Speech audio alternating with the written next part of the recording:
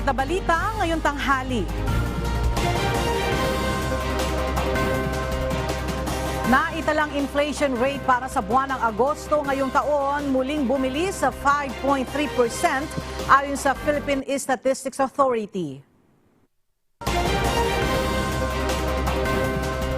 Pagpapataw ng price cap sa bigas ipinatutupad na ngayong araw. Ilang rice millers sa Bulacan iginiit na hindi magbababa ng presyo ng bigas. Dating pulis at siklista sa viral na road rage incident sa Quezon City, kapwa humarap sa pagdinig ng Senado ngayong araw. Pagdinig sa panukalang pondo ng Office of the President sa susunod na taon, agad na terminate ng House Committee on Appropriations. 43rd ASEAN Summit sa Jakarta, Indonesia, formal nang nagbukas ngayong araw. Pangulong Ferdinand Marcos Jr. makikipagpulong sa ASEAN leaders.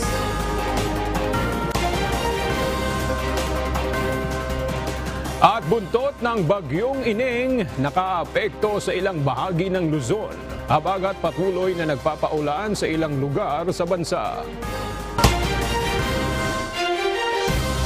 Magandang tanghali mga kasangbahay. Ngayon po ay araw ng Martes, September 5, 2023 at una sa mga balita ngayong tanghali. Muli na namang bumilis ang naitalang inflation rate sa bansa para sa buwan ng Agosto ngayong taon. Base sa latest report ng Philippine Statistics Authority mula sa nakaraang 4.7% na inflation rate na naitala noong Hulyo, ngayong taon bumilis ito sa 5.3% noong nakaraang buwan. At para sa iba pang mga detalye, makibalita tayo kay Bernadette Tinoy live. Bernadette, base sa report ng PSA, ano-ano yung mga bagay na nakakaapekto para bumilis na naman ang inflation rate? Ella, ayon sa inilabas na report ng Philippine Statistics Authority o PSA, pangunahing naging dahilan ng pagtaas ng inflation rate ngayong Agosto ay yung food and non-alcoholic beverages na may 8.1% at transport na may 0.2%. Ilan sa mga nag-ambag sa pagtaas nito ay ang cereal products tulad ng bigas, vegetable tubers, cooking bananas gaya ng kamatis, at fish and other seafood tulad ng tilapia. Ella, nag-ambag din sa mataas na taas ng inflation nito Agosto, ang transport at ang dahilan nito ay ang mabagal na mga pagbaba ng gasolina at diesel. Sa National Capital Region, tumaas din ang inflation rate mula sa 5.6% ng Hulyo ay nasa 5.9% pagtaas ng inflation rate sa NCR. Ang food and non din ang inflation rate mula sa 4.4% ng Hulyo. Ngayong Agosto naman ay nasa 5.2%. Food and non-alcoholic beverages at transport din ang pangunahing dahilan ng pagtaas ng presyo ng produkto at serbisyo. Pinakamataas na nakapagtala ng inflation rate sa labas ng Metro Manila, ang Region 3 na may 7.0%, habang Region 8 o Eastern Visayas naman ang may pinakamababang inflation rate na may 3.1%. Ayan muna ang latest mula dito sa Quezon City. Balik sa'yo, Ella. Maraming salamat, Bernadette Tinoy. Bago umalis patungong Jakarta, Indonesia kahapon, pinulong ni Pangulong Ferdinand Marcos Jr. ang ilang ahensya ng pamahalaan ukol sa mga hakbang ng gobyerno kung papaano matutulungan ang mga sektor na maapektuhan ng price cap sa bigas. Ayon sa Pangulo, may plano na ang pamahalaan para tulungan ang mga rice retailer na posibleng malugi dahil sa pagpapatupad nito. Ang detalye sa report ni Nel Mariboho. Sa pre-departure speech ni Pangulong Ferdinand Marcos Jr. kahapon, ipinaliwanag niya kung bakit kinakailangan magpatupad ng price ceiling sa bigas ang gobyerno. Ayon sa Pangulo, ayaw niya sanang makialam sa merkado, ngunit kinakailangan niya magpatupad ng price cap dahil sa minamanipula na umano ng mga hoarder at smuggler ang presyo ng bigas. Paliwanag ni Pangulong Marcos, pansamantala lamang naman ang pagtatakda ng presyo ng bigas. Hindi ito tatagal. Pagdating, tayo'y umaani na ng palay. Maani na tayo ng palay dito sa Pilipinas. Tapos na ang season. Kaya pagdating ng panahon, papasok pa, meron tayong mga in-import na bigas. Sabay-sabay na papasok yan at makikita basta't ilalagay namin, dadali natin sa palengke, pabayaan uli natin ang presyo ng bigas na maghanap ng sarili niyang presyo. Sa ilalim ng Executive Order number 39, itinatakda ang presyo ng regular milled rice sa 41 pesos per kilogram, samantalang ang well-milled rice ay 45 pesos per kilo. Tiniyak rin ni Pangulong Marcos na tutulungan ng gobyerno ang mga apektadong rice retailer.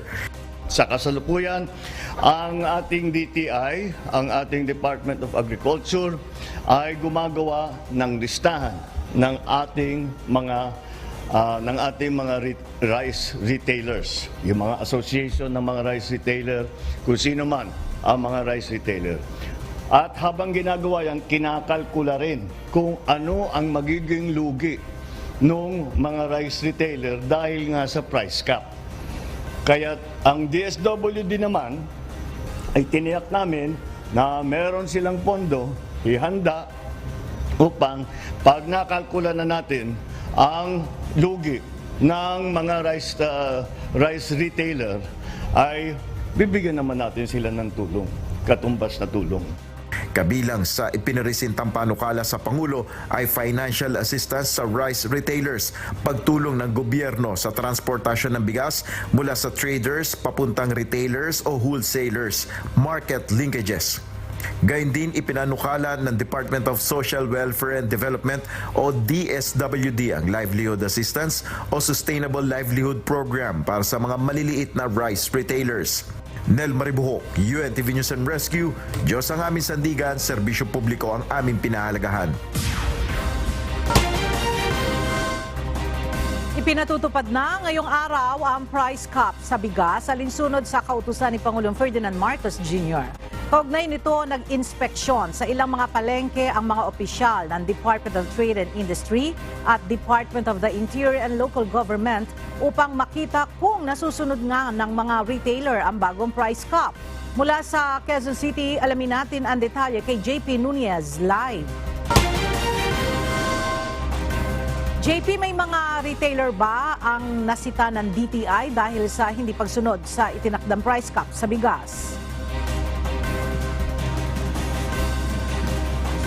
Ella, dun sa ginawang inspeksyon kanina, dun sa mga lugar kung saan mayroong mga nagbebenta ng bigas ay naging compliant naman yung mga market vendor na inikutan ng DTI dito nga sa Executive Order number 39 na nagtatakda ng price ceiling sa bigas. Partikular yan doon sa area ng Agora Market sa San Juan City at dito sa Mega Q-Mart sa Quezon City. Bandang alas 7 ng umaga kanina nang mag-inspeksyon ng Department of Trade and Industry, Department of the Interior and Local Government at Metropolitan Manila Development Authority o MMDA. Ininspeksyon ng mga ahensya ang mga retailer ng bigas sa mga pamilihan upang tiyaking nakasusunod sila sa Executive Order number 39 na nagtatakda ng price ceiling sa bigas na epektibo simula ngayong araw, September 5. Batay sa kautusan ni Pangulong Ferdinand Marcos Jr., 41 pesos kada kilo ang pinakamataas na presyo ng regular milled rice, habang 45 pesos naman kada kilo ang well-milled rice. Aminado ang ilang mga retailer na malulugi sila sa supply ng bigas dahil halos balik puhunan lang din kapag naibenta nila ang mga bigas na nasa ilalim ng price ceiling. Pero napipilitan na lang silang ibenta dahil mandato umano ito ng pamahalaan at may ipinangako din namang ayuda ang LGU na nakakasakop sa kanila. Ang pag-asa nila sa loob ng 2 linggo ay makakahanap na sila ng mas mababang presyo ng bigas mula sa kanilang mga supplier upang tumubo kahit na maging tuloy-tuloy ang price ceiling. Ayon sa ilang mga retailer sa Mega Q-Mart sa Quezon City, limitado lang rin ang kanilang supply ng bigas na maaari nilang ibenta ng 41 pesos at 45 pesos kada kilo. Kaya naman merong ginagawang limitado lamang sa 3 kilo hanggang 5 kilo ang pwedeng bilhin ng mga consumer. Para naman sa ilang mga consumer, sana ay maging stable nila ang ganitong presyo o kaya ay mas mababa pa para maging abot kaya. Ella, dito sa may area ng Mega Q-Mart, itong ating kinatatayuan, dito kanina yung isang retailer na nagbebenta ng bigas. Pero ngayon, naubos na yung supply nung kanilang bigas na limitado lang rin para maibenta nila ng 45 pesos kada kilo. Kasi yung supply nila, dapat ay ibebenta nila yon ng 50 pesos o mas mataas pa. Pero dahil nga dito sa executive order, napilitan sila kanila na ibenta na lang yon ng 45 pesos kada kilo. At ngayon, tanghali, ubos na ito dahil bukod doon sa limitado yung supply nila ay marami kanina yung pumila para makabili ng bigas na 45 pesos ang kilo. Yan muna ang ating latest live mula dito sa Quezon City. Balik sa iyo, Ella. Maraming salamat, JP Nunez. Iginiit ngayon ng ilang rice millers sa Bulacan na hindi sila magbababa ng presyo ng bigas sa kabila ng utos ni Pangulong Ferdinand Marcos Jr. na magpataw ng price ceiling. Mula sa Bukawi, Bulacan, makibalita tayo kay Nestor Torres live. Nestor, ano yung dahilan nitong mga rice miller dyan sa Bulacan? Bakit di sila magbababa ng presyo ng bigas? Ayon sa nakausap natin dito sa Intercity Rice Mill sa Bukawi, hindi talaga nila kakayanin na ibaba sa mababang presyo ang bigas dahil nabili nila ito ng mataas na presyo ng palay sa mga supplier. Mananatili pa ring mataas ang presyo ng bigas sa mga rice mill sa Bukawi. Ito ang ilan sa naging pahayag ng mga rice miller matapos ipatupad ang price cap sa mga retailer at mga wholesaler ng pamahalaan. Ayon kay Ryan Agapito ng Fidelis Rice Mill, nasa 30 to 33 pesos ang bili nila ng palay sa mga supplier ng bigas sa parting norte. Nila malulugi sila kung ibebenta nila ito sa mga retailer sa presyong mababa na 41 pesos per kilo sa regular milled rice at 45 pesos naman per kilo sa well-milled rice. Anya hanggang 48 pesos per kilo pa rin o 2,400 per kaban ang pinakamababa nilang benta sa mga well-milled rice. Pakiusap sana nila sa pamahalaan na magbigay sana ng pataan na mabenta muna nila ang kanilang mga bigas bago magbaba ng presyo. Pakiusap ko lang sa gobyerno na bigyan kami ng palugit para ma-dispose yung mga natira naming mataas ang presyo ng bigas. At least, mabenta rin namin ng, hindi lang siya ma-stock, mabenta rin namin, maubos din. Para yung mga susunod na anihan, kung ano man yung kalakaran, kung mababa, at least, mababa rin namin bebenta sa mga consumer namin, sa mga mamimili.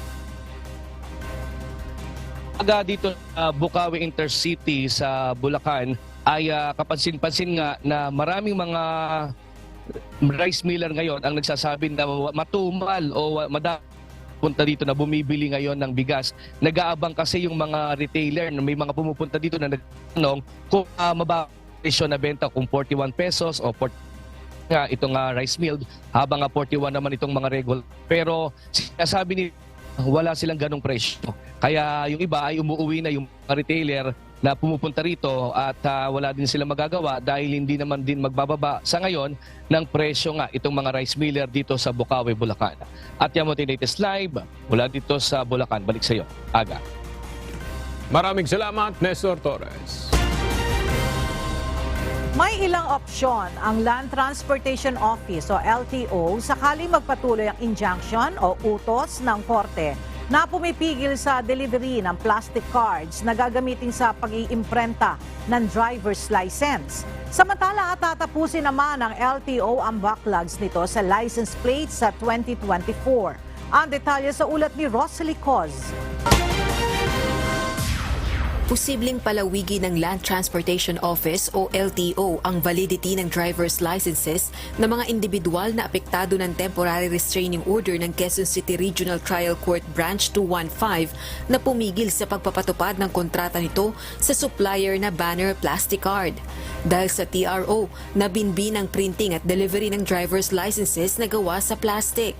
Pag-aaralan din ng LTO ang panukalang lagyan na lang ng stamp ang official receipt o certificate of registration ng vehicle owners para sa extension ng validity ng driver's license. In case mag-grant po yan, we will extend po yung mga licenses ng ating mga motorista. Hindi, right now po, hanggang Oktubre po yun, hindi po nila kailangan bayaran yung yung extension fee, no? Pero yun po yung pinag-aaralan po namin because that will have a direct impact to our revenue generating capacity for the year. Bukod dito, maaari ring mag-issue ng electronic licenses o e-licenses ang LTO. Nasa 1.7 million ang backlog ng LTO sa driver's licenses as of July 2023.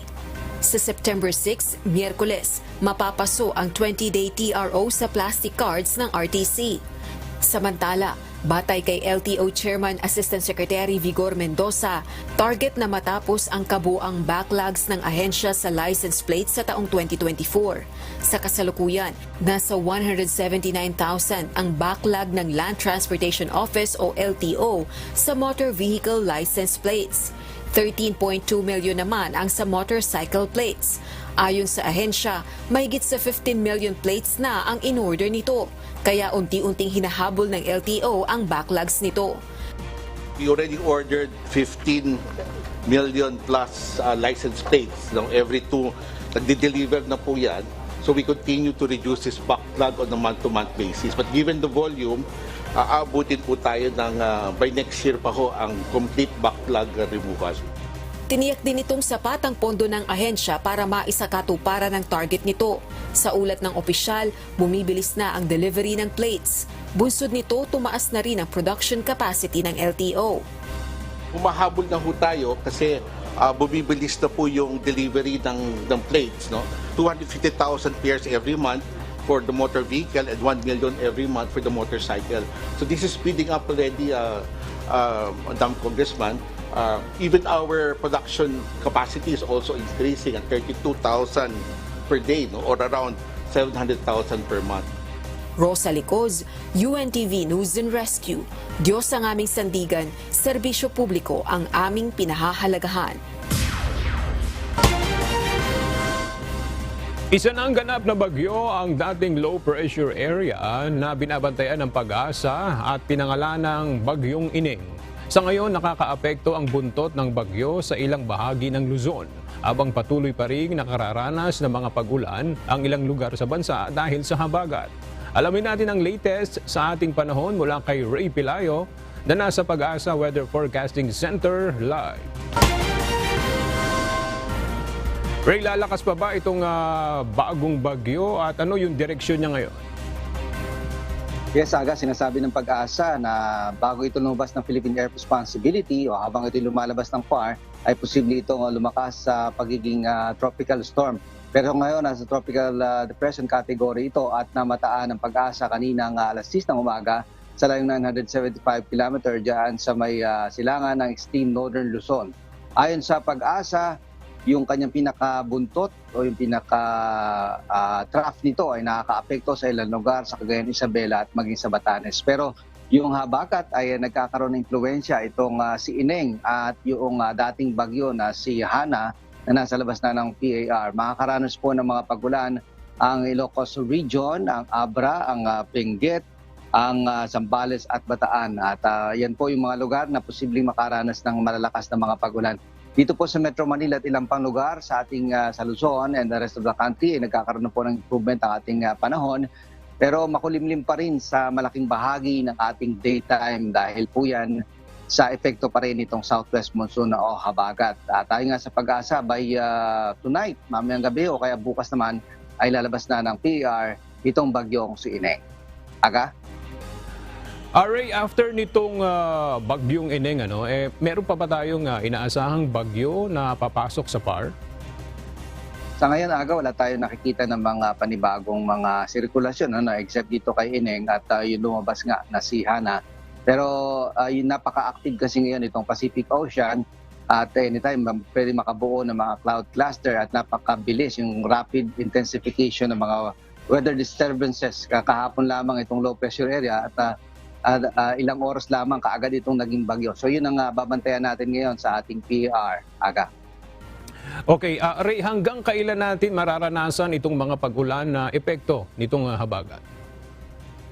Ang sinasabi ng Pag-asa dito, Aga, dun sa mga kanila nalabas na southwest monsoon na advisory ay posible bukas. May mga lugar pa rin tayong makaranas. Halos yung nasa kanlurang bahagi ng Luzon, yung Ilocos Region, ilang bahagi ng Bataan, Zambales, most probably, and yung parts ng Metro Manila by tomorrow, or at least 2 days, meron pa ring epekto itong habagat sa ating sa malaking sa kanlurang bahagi ng Luzon habang papalapas ng Philippine Air Responsibility itong bagyong Sineng.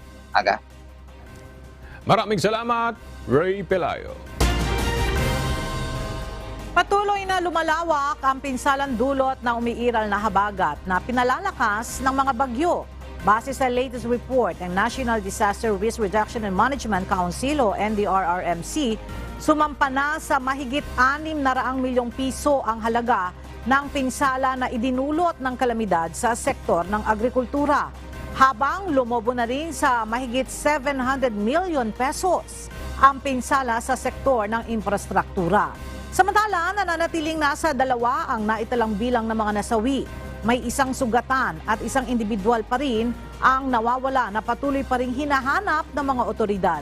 Sa ngayon, mayroong 6 na lugar ang nagdeklara na ng state of calamity dahil sa tindi ng pinsalang idinulot ng nagdaang mga bagyo na sinabayan pa ng habagat.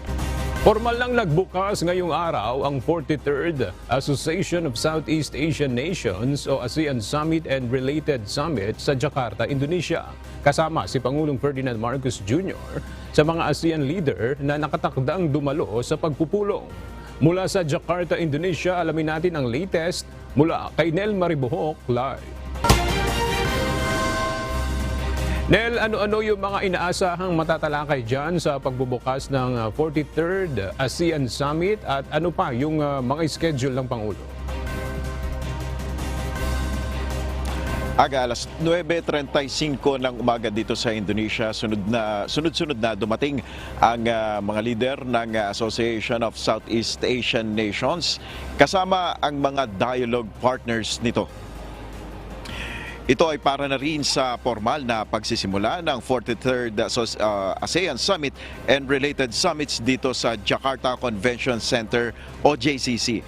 Sinalubong ni Indonesian President Joko Widodo ang mga leader ng bansa, kabilang na sina Lao PDR Prime Minister Sonexay Sipanjoni, Cambodian Prime Minister Hun Manet, Thailand Prime Minister Sereta Tavisin, si Pangulong Ferdinand Marcos Jr. at kasama ang First Lady, Singaporean Prime Minister Lee Hsien Loong, Malaysian Prime Minister Anwar Ibrahim, Vietnamese Prime Minister Pham Minh Chinh, Timor-Leste Prime Minister Rala Sasana Gusmao at Cook Island Prime Minister Mark Brown, Bangladesh President Mohamed Shahabuddin at Brunei Sultan Hassan al-Bolkiah.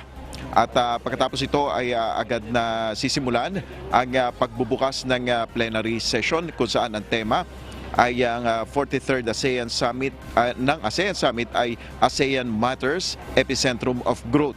Pagkatapos naman ito ay magbubukas ang session na tinatawag na ASEAN Indo-Pacific Forum. Sunod ang ASEAN Summit Retreat Session at ang roundtable dialogue naman ni Pangulong Marcos Jr. kasama ang ASEAN Business Advisory Council at mga inimbitahang Chief Executive Officers. Inaasahan natin aga na sa pagpupulong na ito kasama yung mga negosyante ay ipipresenta ni Pangulong Marcos ang ilang mga infrastructure projects sa Pilipinas para sa mga nagnanais na magnegosyo, mamuhunan sa Pilipinas. At mamaya atabayanan natin ang ilang pang mga detalye sa mga mapag-uusapan dito sa magaganap na sesyon ng 43rd ASEAN Summit. Aga. Maraming salamat, Nel Maribohok. Ipinababalik ng Philippine National Police ang tinanggap na retirement pay ng road rage suspect na si Wilfredo Gonzalez. Ayon sa PNP, kung magmamatigas ito at hindi isasauli ang nakuhang benepisyo, ay maharap siya sa panibagong kaso. Ang detalye sa ulat ni Lea Ilagan. Matter of procedure, we are already preparing the demand letter for Patrolman Gonzalez to return the money. Nakakuha na ng lump sum retirement pay ang dating pulis na si Wilfredo Gonzalez. Si Gonzalez ang road rage suspect na nag-viral sa social media matapos na maglabas at magkasa ng baril sa isang siklista sa Quezon City noong August 8. Ayon kay Philippine National Police Retirement and Benefits Administration Service Director, Police Brigadier General Nino David Rabaya, umabot sa mahigit 500,000 piso ang natanggap nito. That's basically the terminal leave earned credits na yun. Nakatanggap din siya ng 3-year lump sum pension po. 3 years. Starting 2016 up to 2019. Gayunman, hindi ito nakatanggap ng monthly pension na mag-uumpisa sana noong 2019.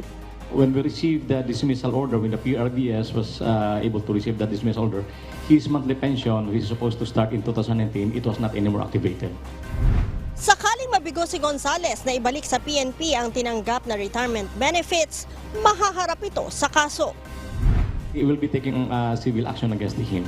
We have already referred this to our legal, and then civil action will be undertaken against him if he refused to return the amount. Wala pang reaksyon ang kampo ng dating pulis sa usaping ito. Si Gonzales ay nag-file ng retirement noong 2016 matapos maabot ang mandatory retirement age na 56 years old. Lumabas naman ang kanyang dismissal order noong 2019 dahil sa kasong may kaugnayan sa panunutok ng baril. Leia Ilagan, UNTV, News and Rescue. Diyos ang aming sandigan, serbisyo publiko ang aming pinahahalagahan. Inihain sa Kamara ang House Bill number 8991 o ang panukalang nagpapatao ng mas matitinding parusa laban sa sangkot sa road rage incidents. Kabilang na dito ang gawing criminal offense ang road rage. Narito ang ulat ni Rosalicos. Inihain sa House of Representatives ang House Bill number 8991 o ang Anti-Road Rage Act. Tinatawag na road rage ang marahas na reaksyon ng mga motorista dahil nagkagitgitan, nagkalamangan o nagkaungusan sa trapiko. Kabilang na dito ang pangungutya, pagmumura, pananakit at sa ilang pagkakataon ay pagpatay. Sa ilalim ng Anti-Road Rage Act of 2023, nais na gawing mas matindi ang parusa laban sa agresibong pagmamaneho at i-criminalize ang road rage. Kabilang na ang perpetual disqualification laban sa mga opisyal at empleyado ng pamahalaan na involved sa road rage. The government should take care or take over in filing criminal cases against these menaces in our society, even if their victims show no more interest in attaining justice. Halimbawa ng mas matinding parusa sa mga sangkot sa road rage na isinusulong sa Kamara ang pagkakakulong ng 2 hanggang 4 na taon kung may pananakit na nangyari at multa na nagkakahalaga ng 100 hanggang 250,000 pesos. Perpetual disqualification naman ang kakaharapin ng government official o employee na sangkot sa road rage. Kung tuluyan ding maisa sa batas, mas mabigat naman ang parusang kakaharapin kung masasangkot sa pagpatay dahil sa road rage. Kamakailan, nag-viral ang road rage incident na kinasangkutan ng retiradong pulis na si Wilfredo Gonzales na kumumpronta at nagkasa ng baril sa isang siklista. Gayunman, walang criminal charges na inihain laban dito. Rosalicos, UNTV News and Rescue. Diyos ang aming sandigan, serbisyo publiko ang aming pinahahalagahan. Tututukan ng bagong talagang direktor ng Quezon City Police District ang pagsasagawa ng masusing investigasyon hinggil sa nangyaring road rage sa Quezon City kung saan nagkasa ng baril ang isang dating pulis laban sa isang siklista. Mahigpit namang binilinan ang bagong QCPD Director na pairalin ang respeto sa bawat pulis upang maiiwas sa mga ito na makagawa ng katiwalian at pang-aabuso. Mula sa Camp Crame, ang detalye hatid ni Leia Ilagan live.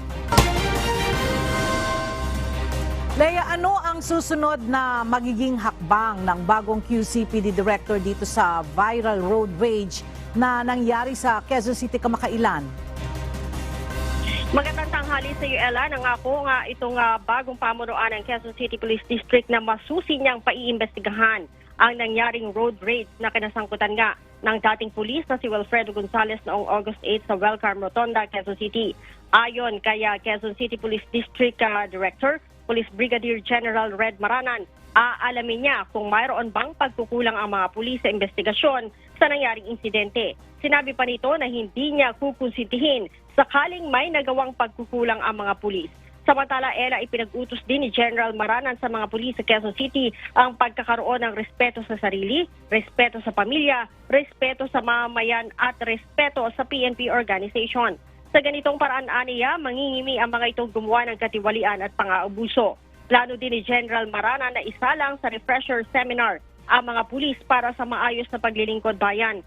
Sinabi din ni General Maranan na itutuloy niya ang mga magagandang proyekto ni Police Brigadier General Nicolas Torre III gaya ng 3-minute response time sa bawat reported na krimen na matatanggap sa Quezon City Police District. Si Maranan ay dati nakatalaga bilang hepe ng Public Information Office ng PNP. Ipwinesto itong bagong direktor ng QCPD matapos na magbitiw si General Nicolas Torre kaugnay nga ng issue ng road rage sa Quezon City. Balik sa iyo, Ella. Leia, ano na yung update dun sa retirement pay na ibalik na ba ni Gonzales? Ella, sinabi kahapon ng PNP na susulatan nila itong si Gonzales dahil nga merong 588,000 na naibigay dito kay Gonzales. At ito ngayon, yung binabawi ng PNP. Ang nangyari kasi ay nag-retire itong si na mayroong nakasampa sa kanyang kaso. Nung kanyang retirement, nakapagbigay ang PNP ng 588,000 kasama doon sa kanyang lumabas naman yung kanyang dismissal order ay ipinababawi din ng mga dapat bawi.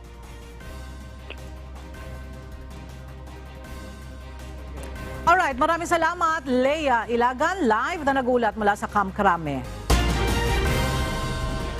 Umarangkada na ngayong araw ang investigasyon ng Senado hinggil sa nangyaring viral road rage sa Quezon City kamakailan.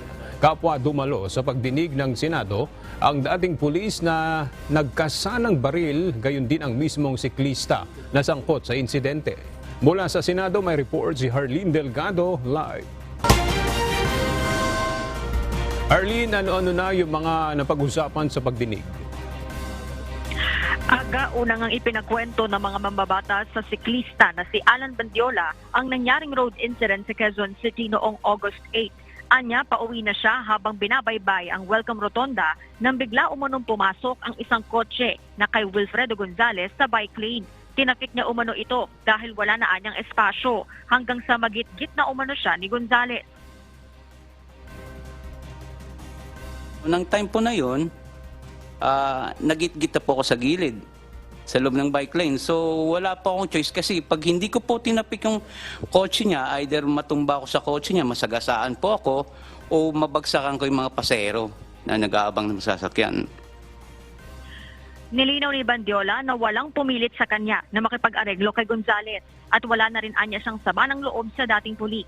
Pero sa bersyon ni Gonzales, sinuntok umano ni Bandiola ang bubong ng kanyang kotse gamit ang isang gloves na may hard knuckles, bagay na kunestyon ni Senators Ronald De La Rosa at JB Ejercito dahil batay sa ilang larawan ng insidente, makikitang walang suot na gloves si Bandiola. Pero giit ni Gonzales, posibleng tinanggal na umano ito ni Bandiola nang maaktuhan sa mga larawan. Dagdag ng dating pulis, minura rin umano siya ni Bandiola, bagay na itinanggi ng siklista. Pagtayo ko sa kotse ko, Your Honor, nakita ko bisikleta. Sabi niya, minura niya ho ako ng PI eh. Sabi niya, bigla ka pupreno kung hindi ka ba naman huminto ng bigla, hindi kita mababangga. Dali nagsabi ka daw sa kanya ng Wala po akong sinabi. Wala po, Your Honor. Wala. Kung mayroon man pong bumangga sa kotse ni Ginong Gonzales, malamang po hindi ako yun. Humingi naman ang tawad si Gonzales sa ginawang pagbatok kay Bandiola at pagbunot ng baril. Paliwanag niya na dala lamang umano siya ng galit dahil sa umano'y ginawa ni Bandiola. Aga sa ngayon nagpapatuloy pa yung pagdinig kung saan inungkat naman ni Senator Ejercito yung mga issue at reklamong kinasangkutan ni Gonzales. At yun mo ng update mula rito sa Senado, balik sa'yo Aga.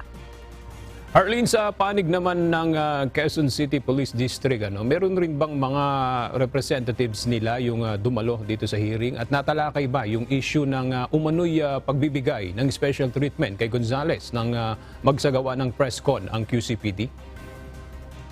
Aga, nung bago tayo umalis sa hearing, ay hindi pa natatalakay mismo yung patungkol dun sa press conference ni Gonzales. Pero mayroong mga kinatawan dito ng Quezon City Police District at patungkol naman doon sa naging treatment. Nagsalita kanina yung siklista na si Alan Bandiola at nung natanong siya ng mga senador kung kumusta yung naging pagtrato sa kanya doon sa police station noong siya'y nagreklamo kaugnay dito sa nangyaring insidente, ay sinabi niya na naging maayos naman daw yung naging pakikitungo sa kanya at talagang wala umanong pumilit sa kanya na makipag-areglo dito kay Gonzales. Mamaya aga-abangan natin kung matatalakay na o matatanong na ng mga mambabatas yung patungkol sa naging umano'y special treatment ng QCPD kay Gonzales. Aga. And tungkol doon sa hearing na ito, may kasunod pa ba na hearing ito at personalidad na ipatatawag, Harleen? Aga, sa ngayon hindi pa natin masasabi dahil ongoing yung hearing, pero mamaya kapag patapos na itong hearing, doon natin malalaman yung magiging desisyon ng komite, partikular na ni Senator Ronald Bato de la Rosa na siyang chairperson itong Senate panel, kung i-adjourn na ba o isususpend lang muna at magkakaroon pa o magpapatawag pa ng susunod na pagdinig dito sa Senado. Aga. Maraming salamat, Arlene Delgado. Terminated na ng House Committee on Appropriations ang budget briefing ng Office of the President na sumalang kaninang umaga. Nagkakahalaga ng 10.7 billion pesos ang panukalang pondo ng tanggapan ni Pangulong Ferdinand Bongbong Marcos Jr. para sa susunod na taon. Mula sa Batasang Pambansa, may report si Rosalie Coz live. Rosalie, tumagal ba ang deliberasyon sa 2024 budget proposal ng Office of the President? Actually, Ella, gaya na nangyari sa budget briefing ng Office of the Vice President noong nakalipas na linggo dito sa Kamara, terminated din ang budget briefing ng Office of the President. Kaya dahil dito, hindi na nagtanong ang mga mambabatas kaugnay ng panukalang pondo ng tanggapan ng Presidente para sa 2024. Nagkakahalaga nga ang 2024 budget proposal ng Office of the President o OP ng 10.7 billion pesos. Gayunman, binigyan naman ng pagkakataon ng House Appropriations Panel ang mga miyembro ng Makabayan Bloc na magpahayag ng kanilang posisyon o manifestation kaugnay ng 2024 budget proposal ng OP.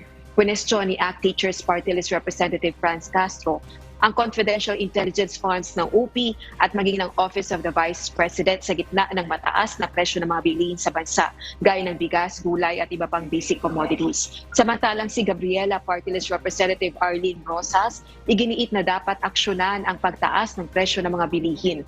Gayun din, dapat anyang maungkat ang foreign travels ng PBBM administration at pondo para sa gender and development programs. Sa kanya namang opening statement, binigyan diin Executive Secretary Lucas Bersamin na ang pagtaas sa panukalang pondo ng tanggapan ng Presidente ay dahil sa mas maraming presidential meetings, engagements at logistical requirements.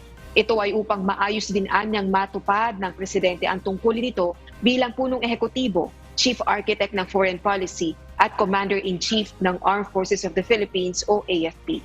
Sa kabuuan, Ella, halos 30 minuto lamang ang itinagal sa budget briefing ng House Appropriations Panel para sa OPO, Office of the President. Balik sa iyo, Ella. Maraming salamat, Rosalie Coz. Umarap sa Senado si Vice President Sara Duterte upang depensahan ang panukalang pondo ng kanyang tanggapan para sa susunod na taon. Pangunahing natanong sa Vice Presidente ang tungkol sa inihinging confidential funds at ang mahigit 400 niyang security aids. Narito ang report ni Harleen Delgado. Naging sentro ng pagtatanong ng mga miyembro ng Senate Committee on Finance ang 500 milyong pisong hinihinging confidential fund ng Office of the Vice President o OVP mula sa kabuuang 2.8 billion pesos na pinapanukalang budget ng opisina. Bagamat sinabi ni Vice President Sara Duterte na kaya naman nila mag-operate nang wala ito, mas magiging madali umano ang kanilang trabaho kung maaprubahan ang hinihinging halaga. We can only propose, but we are not insisting we can live without confidential funds. Kabilang anya sa paglalaanan ng naturang pondo ang ligtas at matagumpay na implementasyon ng lahat ng mga programa ng OVP. Kasama na rin anya sa paggagamitan nito ang kanyang trabaho bilang co-chairperson ng National Task Force to End Local Communist Armed Conflict o NTF-ELCAC. Ayon kay VP Sara, ibinabahagi rin umano nila sa security agencies ang mga nakukuha nilang impormasyon. Yung million trees, yung pagbabago, advocacy, libreng sakay, the permanent office, the VP's museum, and the omnibus law or charter, bawat isa sa mga ito gagastosan ng confidential funds ng opisina nyo? Yes. Mainly, the confidential funds, as I said, is for the safe, secure, and successful implementations of the programs, projects, and activities and engagements of the Office of the Vice President. We did surveillance of complaints from constituents in Bulacan with regard to the selling of OVP assistance and the selling of tupad projects. Ngunit ayon kay Senate Deputy Minority Leader Rison Tiveros, dapat ipaubaya na lang sa security agencies ang surveillance at intelligence gathering. Iwan natin ang intelligence sa experts dun sa intelligence agencies ng gobyerno in the same way na yung mga civilian agencies ng gobyerno, whether OVP itself or kahit DepEd, ay kumbaga shop nila yung kanilang mandates at yung kanilang expertise. Ipinunto rin ng mambabatas na di hamak na mas malaki ang confidential funds na hinihingi ng OVP kumpara sa ilang ahensya sa security sector gaya ng Department of National Defense at National Intelligence Coordinating Agency o NICA. Depensa naman ng Vice Presidente, iba-iba naman ang mandato ng mga ahensya ng gobyerno. Inusisa rin ng mga senador ang lumabas sa Commission on Audit Report na mayroong mahigit 400 security detail ang Vice Presidente. Kinumpirma ng OVP na mayroong 433 personnel ang Vice Presidential Security and Protection Group o VSP-SPG as of December 2022. Binuo ito noong June 2022 para magbigay seguridad para sa kasalukuyan at mga susunod na pangalawang Pangulo. Wala rin umanong nilalabas na pera ang OVP para sa pasweldo sa security detail dahil binubuo umano ito ng mga miyembro ng Pambansang Pulisya at Armed Forces of the Philippines. Harleen Delgado, UNTV News and Rescue. Diyos ang aming sandigan, serbisyo publiko ang aming pinahahalagahan. 16 na public school sa Metro Manila ang umano'y sangkot sa recruitment activities ng New People's Army. Ito ang ibinunyag ni Department of Education spokesperson Michael Powa sa budget hearing sa Senado kahapon. Gayunman, hindi na niya pinangalanan ang mga nasabing paaralan. Ayon kay USEC Secretary Powa, ito ang dahilan kung bakit humihingi sila ng 150 million pesos na confidential fund para sa susunod na taon. Gagamitin nila ito sa pakikipag-ugnayan sa law enforcement agencies upang pigilan ang panghihimok ng mga rebelde at komunistang grupo sa mga menor de edad. Inaasahang makaboboto sa darating na barangay at sangguniang kabataan elections o PSKE ang nasa 1,000 persons deprived of liberty sa New Bilibid Prison o NBP. Samantala, magsasagawa naman ng Oplan Baklas ang Commission on Elections sa mga illegal campaign material sa mga susunod na araw. Mula sa Maynila, may report si Dante Amento live. Dante, ano yung paliwanag ng COMELEC? Bakit papayagang makaboto ngayong darating na BSKE ang mga PDL? Aga, batay nga sa inilabas na resolusyon ng Supreme Court o Korte Suprema kamakailan, ay pinapayagan ito ang mga PDL o Person Deprived of Liberty na makaboto. Pero hindi lahat aga ng mga PDL ang maaari makaboto, kundi may mga kwalifikasyon o requirement ay tinakda ang kataas-taasang hukuman kung paano sila makaboboto. Halimbawa, mababa sa 1 taon ang sentensya, may apila pa ang kaso at ang mga nakakulong na nililitis pa yung kaso. Kahapon ay nagpulong ang Commission on Elections o COMELEC kasama ang Bureau of Corrections o BUCOR. Ayon kay COMELEC Chairman George Erwin Garcia, pinag-usapan nila kung papaano ang proseso ng pagboto ng nasa halos 1,000 PDL o bilanggo sa loob ng New Bilibid Prison o NBP. Sila ay mga residente at rehistradong botante ng Muntinlupa City. Nilift na po yung TRO sa pagboto nila sa local election. So papayagan na po makaboto ang PDL. Katulad po sa Bucor, merong 936 na individual ang pabobotohin po dyan. Mula sa maximum, minimum at saka sa medium security prison po. Inaasahan na gagawin mismo ang kanilang pagboto sa loob ng NBP sa pamamagitan ng pagdadala ng mga balota sa loob ng National Penitentiary. Samantala, aga pagkatapos ng paghahain ng Certificates of Candidacy o COCs kahapon, isusunod naman ngayon ng COMELEC ang pagbabaklas ng mga illegal na campaign materials o posters. Maikukonsidera ang illegal ang mga ito kapag wala pang campaign period na itinakda ng COMELEC sa darating na October 19 hanggang 28, 2023. Patatanggal namin yung mga paraphernalia na yan kahit walang nakalagay na vote for sa mga election paraphernalia na yan. Aga-ayon pa nga sa COMELEC ay bibigyan naman nila ng karampatang notice yung mga may-ari ng mga campaign poster na kanilang makikita na illegal.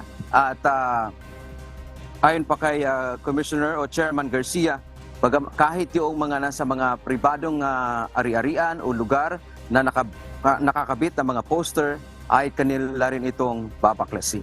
Yan ang ating update mula dito sa Maynila. Balik sa iyo, Aga. Maraming salamat, Dante Amento.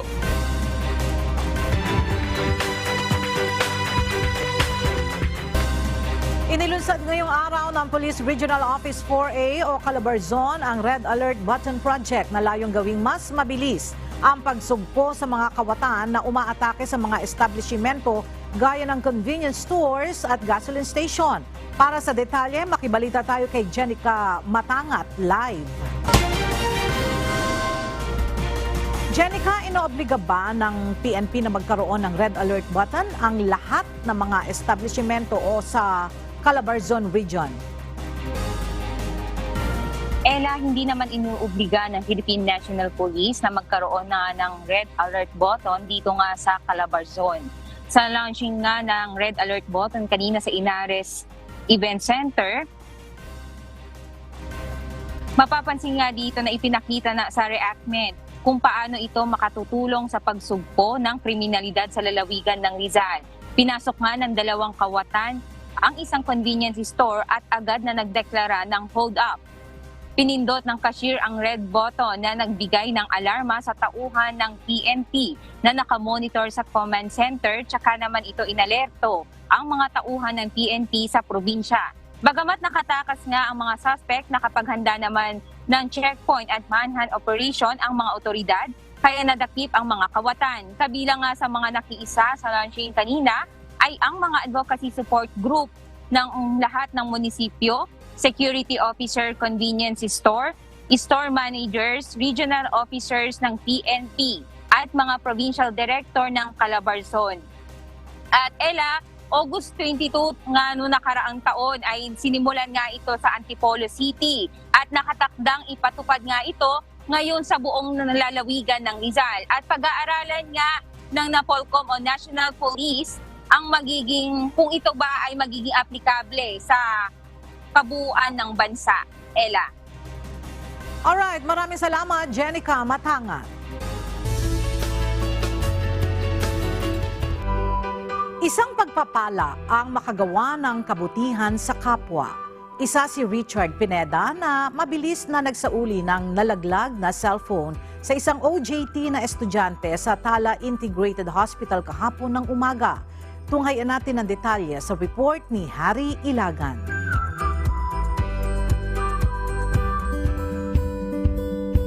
Nagtatrabaho si Richard Pineda sa water refilling station habang nagdi-deliver ng tubig sa North Caloocan City Lunes ng umaga kahapon. Nakapulot siya ng isang cellphone. Ayon kay Richard, napakalakas ng ulan nang mapansin niyang may cellphone sa kanilang dinadaanan at pinulot niya ito. Pag-deliver po namin, hindi pa kami nakakalayo po dito sa lugar namin. Nakita ko nga po yung cellphone na yun na nasa kalsada. Maulan po nun basang-basa na po. Kaya kinuha ko po yung cellphone tapos nakita ko buhay pa naman siya, kaya tinabi ko lang sa bag ko. Sabi ko, iPhone pa ito.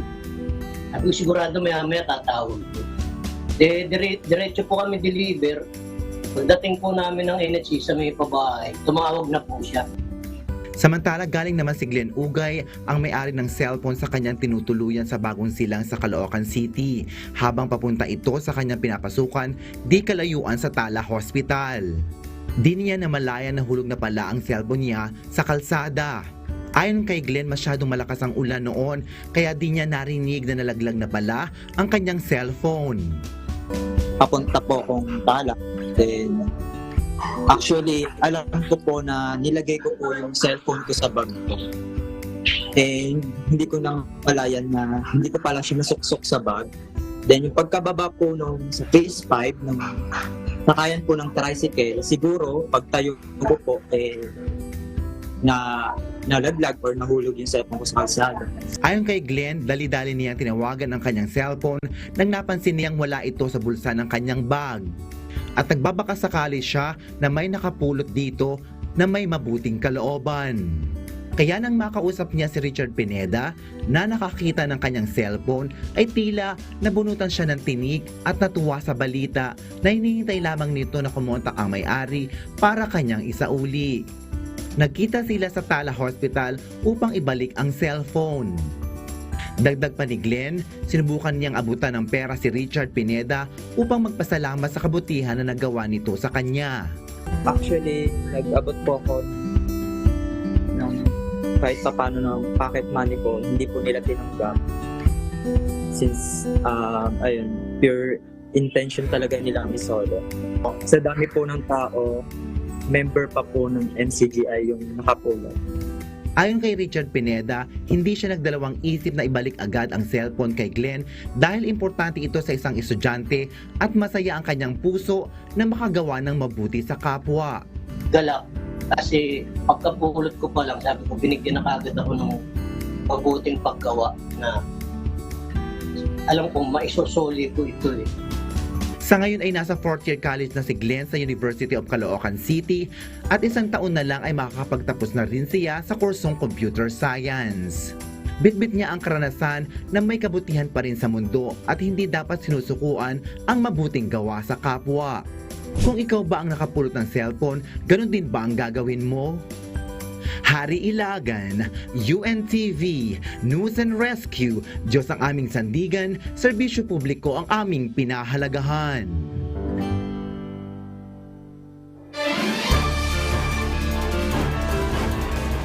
Sa kapapasok lamang na balita, 2 poste ng kuryente ang bumagsak sa may Industrial Valley Complex sa Marikina City. Base sa inisyal na investigasyon, sinasabing luma na ang poste at masyado nang mabigat ang mga kable. Sa ngayon, patuloy pa ang isinasagawang damage assessment ng mga otoridad. Abangan ang kabuang detalye mamaya sa Ito ang Balita.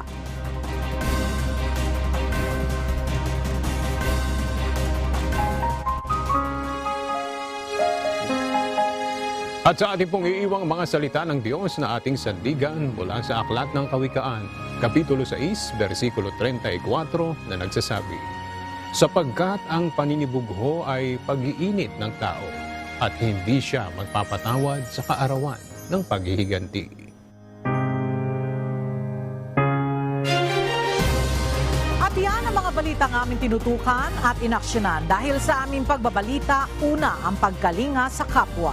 UNTVC News, may balita saan mang panig ng daigdig. At dito sa UNTV, Diyos ang aming sandigan, serbisyo publiko ang aming pinahahalagahan. Magandang tanghal.